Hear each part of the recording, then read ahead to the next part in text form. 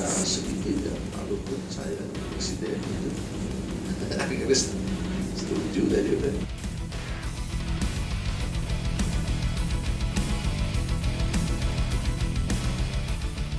Yang paling mungkin MKD memutuskan itu dalam kategori pelanggaran sedang, minimal, dan berat, dan itu artinya sebagai pimpinan harus dicopot. Kalau pelanggaran berat lebih berat lagi, dia harus mundur dari anggotanya sebagai DPR. Halo, selamat malam pemirsa. Terungkapnya kasus atau skandal pencatutan nama Presiden dan Wakil Presiden untuk mendapatkan saham PT Freeport yang diduga dilakukan oleh Ketua DPR Setia Novanto seolah menegaskan kepada kita adanya praktek percaloan atau makelar proyek yang ada di kalangan anggota Dewan.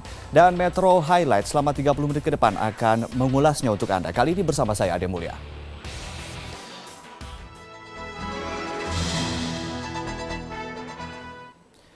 Pemirsa, terungkapnya skandal pencatutan nama Presiden dan Wakil Presiden untuk meminta saham Freeport yang dilakukan Ketua DPR Setia Novanto seperti menegaskan adanya praktik makelar proyek di kalangan wakil rakyat.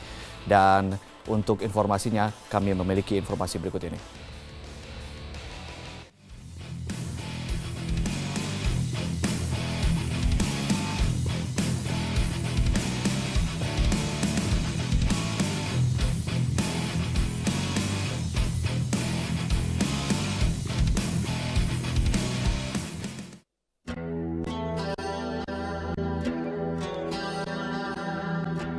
Setia Novanto.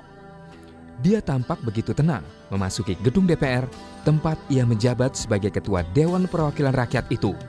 Di tengah namanya yang disebut-sebut terlibat dalam skandal pencatutan nama Presiden Joko Widodo dan Wakil Presiden Yusuf Kala untuk meminta saham PT Freeport, Novanto tetap tenang. Nama Novanto mulai santer terdengar ketika Senin 16 November lalu, Menteri Energi dan Sumber Daya Mineral melapor ke Mahkamah Kehormatan Dewan (MKD) DPR tentang adanya anggota Dewan yang mencatut nama Presiden Joko Widodo dan Wakil Presiden Yusuf Kala untuk meminta bagian saham perusahaan tambang emas Freeport. Kepada publik, Sudirman Said memang tidak menyebut nama saat melapor ke MKD. Namun, dalam perbincangan di program Mata Najwa Metro TV, ia membenarkan bahwa anggota DPR yang dimaksud adalah Setia Novanto yang tak lain adalah Ketua DPR. Di masyarakat pun beredar transkrip pembicaraan 3 orang dengan inisial SN, R, dan MS. SN diduga Setia Novanto, R diduga adalah pengusaha Riza Khalid, dan MS diduga adalah Presiden Direktur Freeport Maruf Samsudin. Publik akhirnya dapat mendengar langsung ketika rekaman pencatutan nama Presiden itu beredar di media. Dengan sekarang, saya sih yakin itu karena Presiden sendiri sangat kasih kode begitu. Dan berkali-kali yang urusan kita di DPR itu selalu kita segitiga, lalu pun saya Presiden itu akhirnya setuju dari udah. Nanti saya kasih tahu itu supaya ngomongin begini Presiden. Saya udah ketemu Presiden, udah Pak, cocok loh. Pengalaman ya Pak, artinya ini demi keberhasilan semua. Ini belum tentu bisa dikuasai oleh menteri-menteri Pak, gini-gini Pak. Gak ngerti malah ini Bapak yang ada lobbyisnya Pak. Oh itu strategi Pak. Ini Pak Henry Kissingernya Pak. Henry Kissingernya nih Pak. Henry Kissingernya. Kita jadi beban itu Pak. Kita ini orang kerja Pak.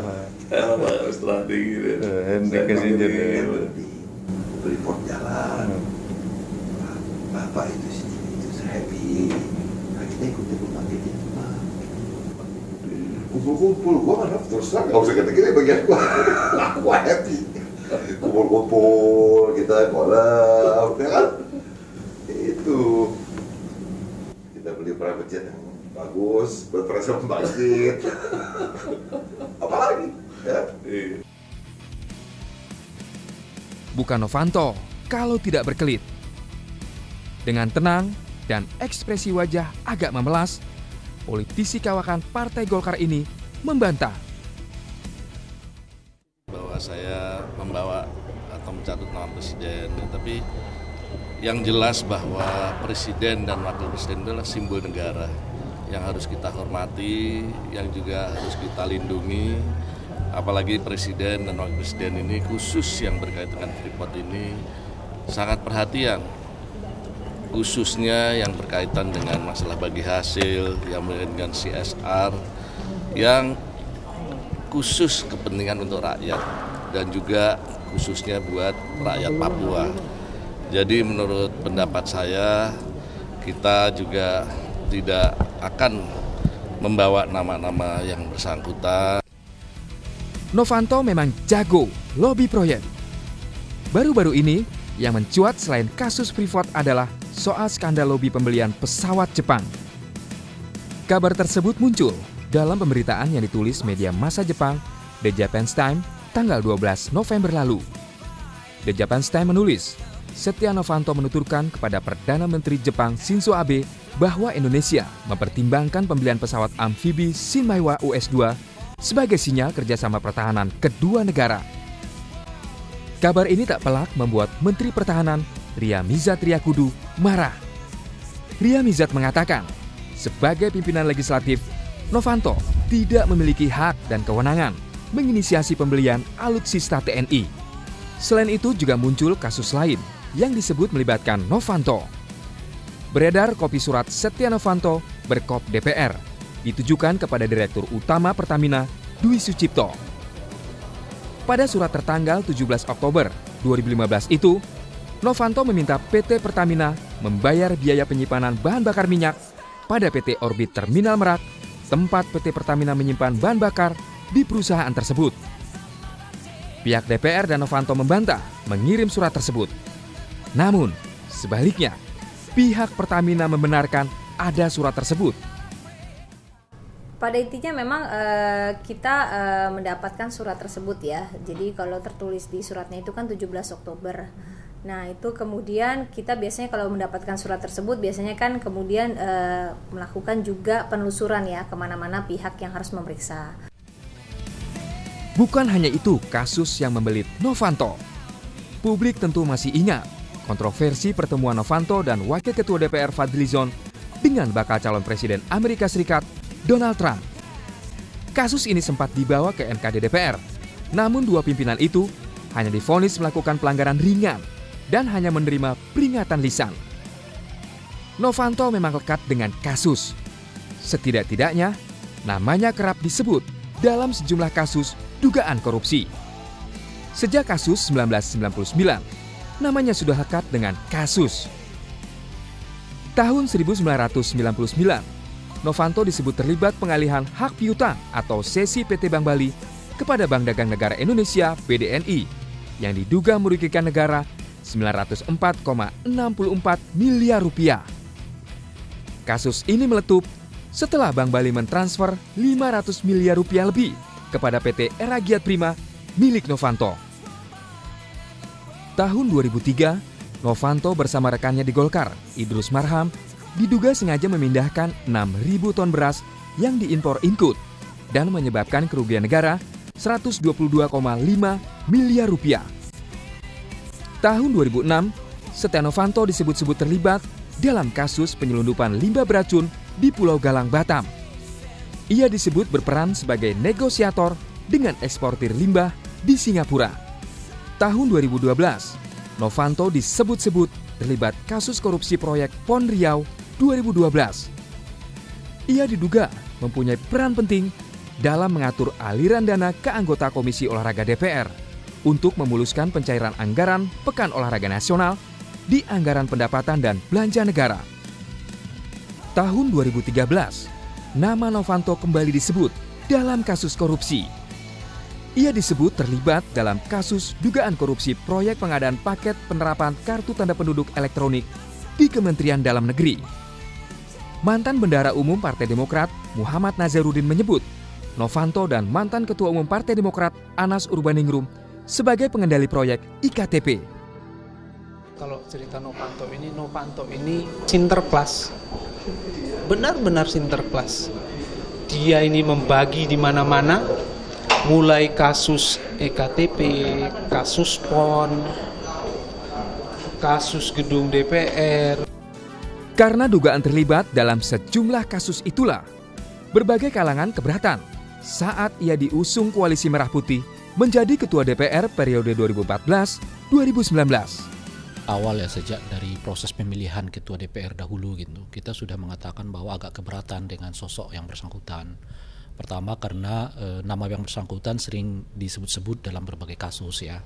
Sebut saya seperti yang disebutkan tadi, misalnya Kesi Bank Bali gitu ya, kemudian juga disebut-sebut juga di dalam proyek IKTV ya, dan sebagainya. Kemudian setelah terpilih, dan saya pikir sejak mereka terpilih sudah lebih dari 1 tahun gitu, boleh disebut tidak ada prestasi sama sekali.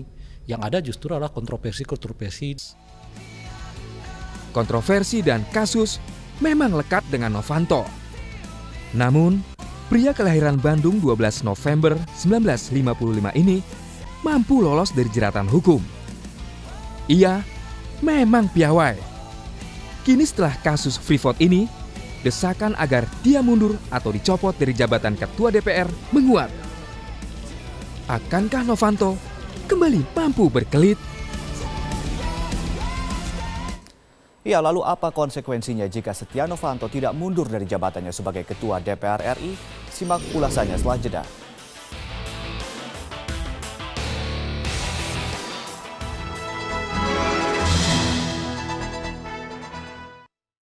Kami mengkonfirmasi secara langsung kepada Junimart Girsang apakah benar pihak MKD telah menerima undangan dari Sekretariat Kemenko Polhukam.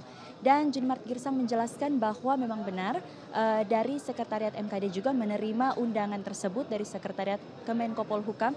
Namun terkait dengan undangan tersebut sempat dibahas dalam rapat internal, dan rapat internal tersebut memutuskan bahwa MKD menolak untuk hadir pada gelaran konferensi pers yang digelar oleh Luhut Panjaitan. Namun memang ketika kita saksikan atau sedikit mereview pada konferensi pers yang berlangsung pada hari Jumat tersebut, 3 anggota MKD dari Partai Golkar ini hadir, dan menurut Junimart Girsang bahwa hal tersebut sudah melanggar etika.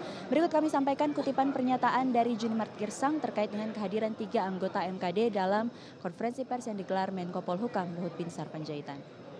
Kami dalam rapat memutuskan, ya, walaupun kita menerima undangan via fax ya dari sekretariatnya Pak Luhut, kami memutuskan menolak, tidak datang karena pemahaman saya melanggar kode etik pasal 11 ya, tentang independensi. Menurut saya, tidak tahu menurut rapat internal nanti. Ya. Kemudian kalau menurut Bapak harusnya bagaimana tindakan untuk 3 anggota ini, Pak? Nantilah kita akan rapatkan dalam rapat internal. Ya. Apakah mereka masih akan objektif Pak nanti di sidang Pak Luhut gitu kalau mereka? Nanti kita lihat apakah mereka ya diizinkan untuk ikut bersidang atau tidak. Nanti kita lihat. Nanti pimpinan sidang Pak Dasko, bukan saya. Kalau saya akan lain.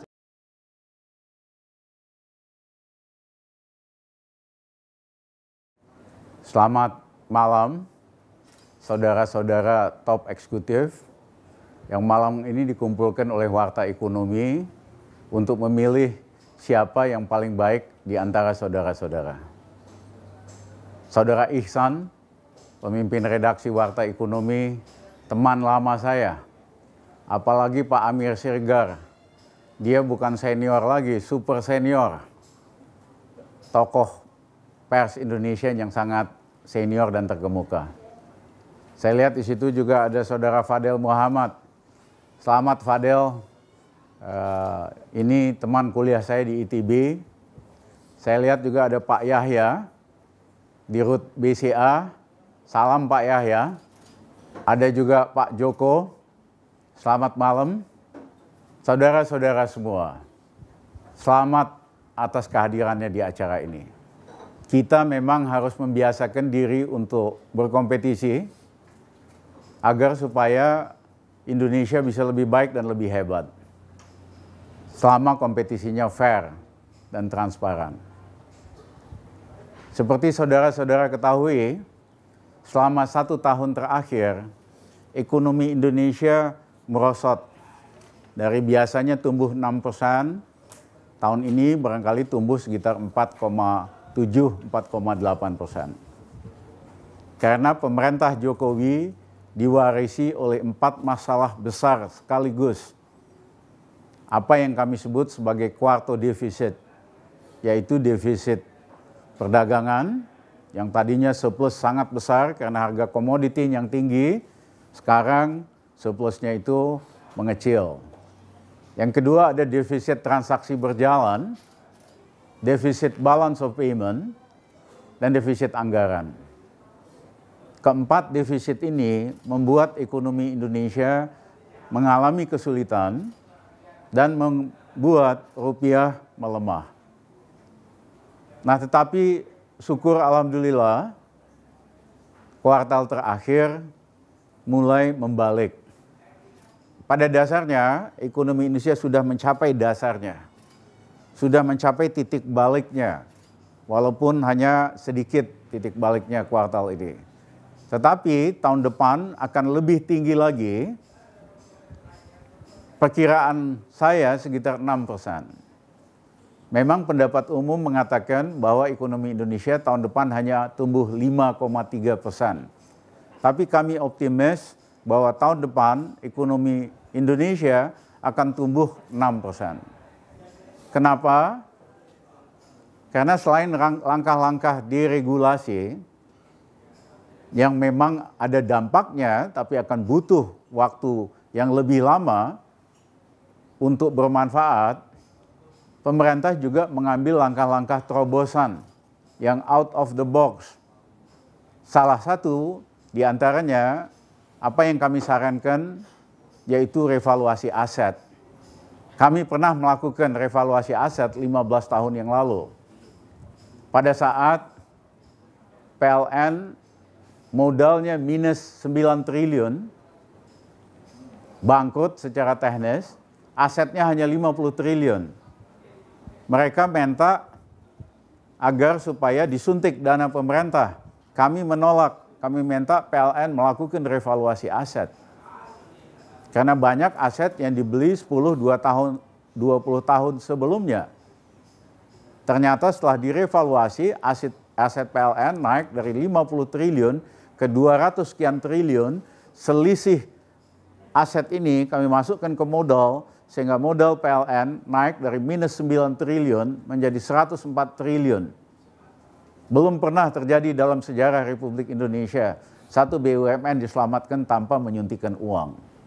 Nah, harus bayar pajak, PLN harus bayar pajak 50 triliun, kami atur supaya pajaknya bisa dicicil, deferred tax payment, selama 7 tahun, sehingga pemerintah punya pendapatan selama 7 tahun total 50 triliun.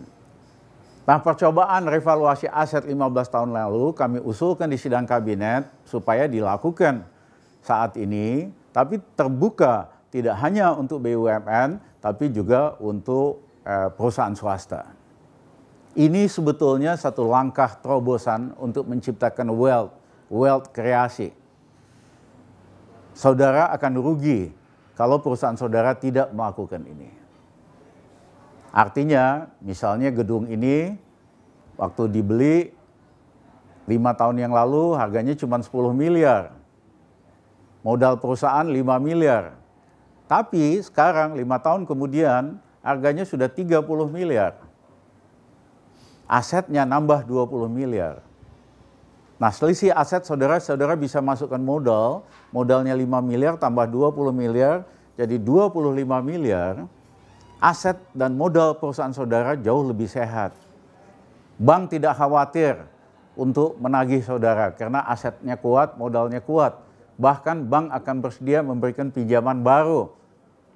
Jadi perusahaan pilihannya dalam suasana sulit tidak hanya PHK. Modal semakin besar, bisa minjem untuk ekspansi diversifikasi, sehingga tidak perlu PHK. Negara juga diuntungkan, karena pajak evaluasi walaupun sudah diturunkan 4%, itu bisa dicicil dalam 5 tahun.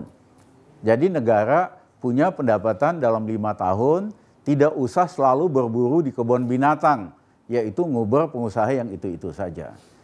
Ini langkah terobosan yang dahsyat. Dan semakin banyak yang semakin ikut, ekonomi Indonesia akan lebih kuat, pulih lebih cepat dan negara juga akan lebih sehat. Itulah yang menjelaskan kenapa kami berani mengatakan tahun depan itu bakal tumbuh 6%, bukan 5,3% seperti pendapat umum yang berlaku saat ini. Nah, yang kedua, pemerintah juga menghapuskan double taxation, yaitu dalam kaitannya dengan Real Estate Investment Trust atau REITs. Banyak perusahaan real estate Indonesia itu yang mendaftarkan REITs-nya di Singapura, miliaran dolar. Tetapi dengan dihapuskan pajak ganda ini, perusahaan-perusahaan real estate akan tertarik dan sudah banyak yang mulai menggeser portfolio REITs-nya itu dari luar negeri ke dalam negeri ke Indonesia. Saudara-saudara, banyak langkah terobosan lagi yang merupakan bagian dari jurus Raja Wali Bangkit. Sayang belum semuanya disetujui oleh kabinet. Salah satu yang kami sudah usulkan 2-3 kali, yaitu agar pemerintah memfasilitasi kredit ekspor. Kenapa? Karena penjualan drop 30% retail, artinya pengusaha Indonesia memiliki kapasitas lebih sebesar 30%. Ditopang dengan rupiah yang lemah, harusnya ini jadi dua alasan kenapa ekspor kita harus naik. Nah, tapi masalahnya adalah working capital. Banyak pengusaha ini bisa membawa barangnya, kontainernya ke pelabuhan, tapi nggak sanggup menunggu waktu pembayaran dari pembeli di luar negeri selama 4-6 bulan. Harusnya pemerintah menyediakan kredit ekspor.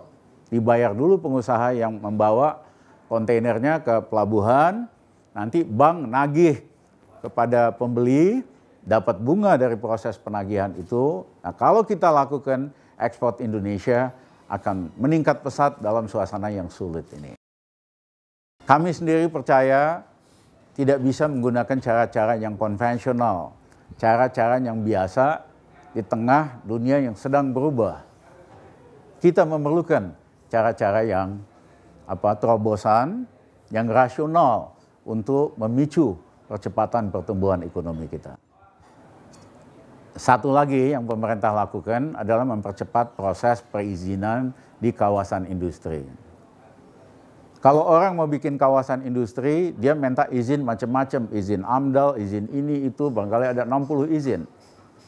Datang investor ke kawasan industri, tetap harus minta izin yang sama, AMDAL dan lain-lain. Padahal ini tidak perlu, karena ini repetisi, pengulangan.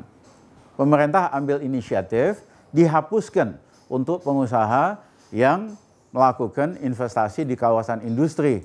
Cukup waktu 3 jam dia udah bisa bisnis. Ini akan mendorong percepatan penumbuhan kawasan industri dan banyak orang tidak malas sekali harus banyak orang yang kesal sekali harus ngurus 60 izin. Jadi ini juga sifatnya terobosan. Saudara-saudara, di samping langkah-langkah positif tersebut, kita juga memang sekali-kali perlu ngepret. Apa yang kami sebut sebagai jurus Raja Wali ngepret. Ya, memang agak gaduh. Saya katakan ini gaduh putih, bukan gaduh hitam. Kalau kita punya sawah, mau panen, tikusnya banyak sekali. Harus dibikin gaduh supaya tikusnya kabur, supaya panennya itu naik produksinya. Ini gaduh positif. Gaduh putih yang diperlukan untuk mendorong good governance, yang diperlukan untuk mendorong transparansi. Bayangkan kalau banyak tikus, kita nggak bikin gaduh, panen kita bisa gagal. Dan saya mohon maaf, di Indonesia tikusnya banyak sekali. Nah, yang lain adalah kegaduhan hitam, yaitu orang atau anggota geng berebut untuk korupsi, untuk KKN, untuk dapat konsesi yang seharusnya bukan haknya dia, hak negara. Yang begini-begini kita harus kepret. Jadi selama tujuan daripada proses kegaduhan itu untuk mengubah Indonesia, revolusi mental buat mengubah perilaku kegaduhan itu diperlukan. Kita juga harus belajar dari zaman Orde Baru. Kalau beda pendapat dulu, orang berbeda sikap sedikit dianggap sebagai gangguan terhadap proses pembangunan. Cara berpikir ini membuat Indonesia nggak maju. Ya, kalau kegaduhan itu tujuannya untuk mendorong transparansi, untuk mendorong good governance, menghambat KKN, kegaduhan itu positif mengurangi pekerjaan KPK dan Kejaksaan. Jadi saudara-saudara, kita harus gunakan berbagai jurus. Ada jurus Raja Wali bangkit, ada jurus Raja Wali ngepret, ada jurus yang terakhir, yaitu jurus memancing ular keluar dari sarangnya. Ya kan? Dengan gaduh, ular-ular keluar semua. Nah nanti kita kepuk semua. Terima kasih. Selamat malam.